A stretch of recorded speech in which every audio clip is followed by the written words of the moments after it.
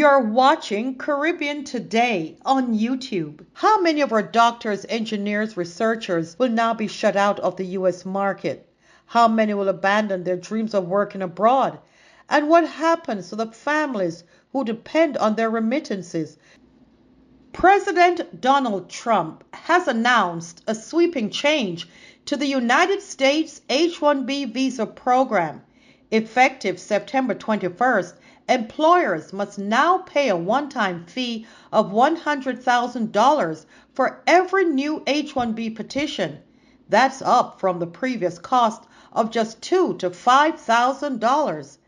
The move, the White House says, is about protecting American jobs, but the ripple effects are spreading far beyond Washington, from Silicon Valley to university campuses and to small island nations in the Caribbean, whose most talented workers often look north for opportunities. Since its creation in 1990, the H-1B visa has been the main gateway for highly educated foreign professionals to work in the U.S. in specialty occupations that demand at least a bachelor's degree. Occupations like engineers, doctors, software developers, researchers, and architects. The visa is temporary, 3 years at first, and extendable up to 6. Each year, Congress caps the number of visas awarded: 65,000 visas for bachelor's degree holders, plus another 20,000 for those with U.S. master's degrees or PhDs. For decades, this program has filled critical labor gaps in technology, in medicine, and in academia. At its core, the H-1B has been a key program that brought in global talent and fueled the American economy. By the numbers, about 70% come from India. China follows at around 11%. But many also come from the Caribbean. Doctors from Jamaica and Trinidad, engineers from Barbados, and financial analysts from the Bahamas. Researchers and workers from across the region have used the H-1B visa program to build careers in the U.S. while sending remittances back home. For Caribbean families, the program has been a lifeline. For U.S. employers, it's been a pipeline. And for decades, it's been a win-win situation. But under the new rule imposed by the Trump administration, employers who once budgeted a few $1,000s must now shell out $100,000 per petition. For a company hiring dozens of foreign engineers or researchers, that means millions in new costs overnight. Some visa holders scrambled to enter the U.S. before the deadline. Others canceled trips home, fearing they might never get back. Confusion spread quickly, even though the White House later clarified that existing H-1B holders and renewals are not subject to the new fee. Universities are also sounding alarms. Research institutions that rely heavily on international scholars are now staring at annual bills in the tens of millions. Many will be forced to slash hiring, which jeopardizes graduate programs, laboratory projects, and clinical care.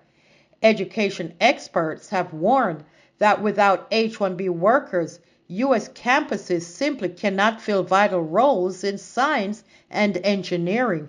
In Silicon Valley, the tech giants are calculating their losses. Amazon alone employed more than 10,000 H-1B workers last year.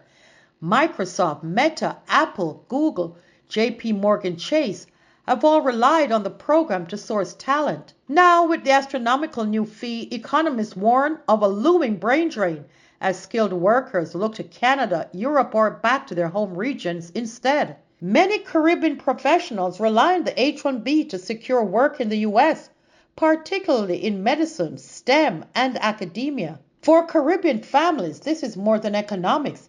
It's about opportunity. For decades, the H-1B has been one of the few viable pathways to stable, high-paying careers in the United States. Now that path may narrow or even close for all but the luckiest or most exceptional candidates. And the Caribbean itself could feel the shock. If its brightest minds are locked out of the U.S., they may turn elsewhere.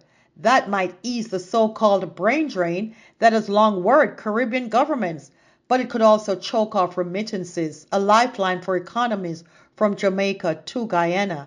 The Trump administration's proclamation accuses companies of exploiting the H-1B program, replacing American workers with lower paid foreigners, suppressing wages, undermining national security.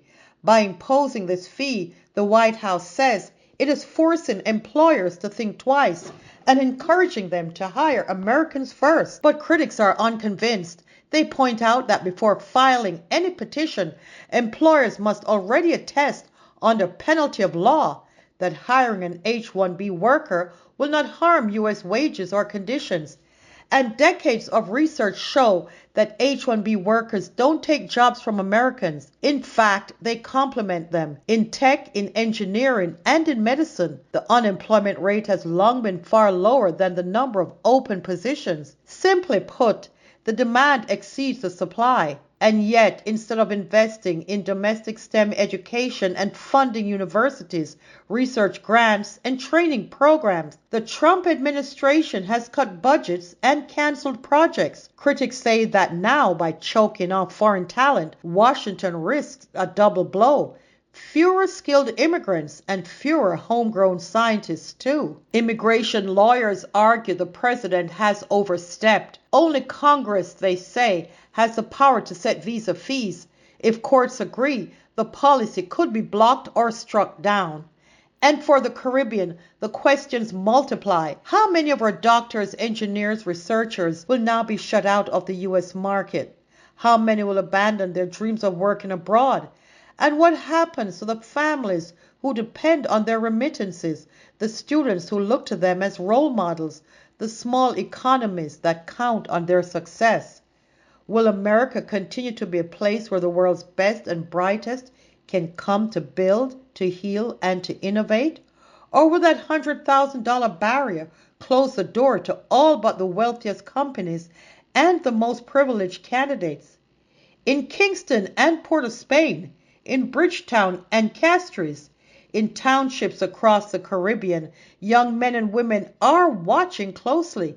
They have the skills, the drive, and the determination.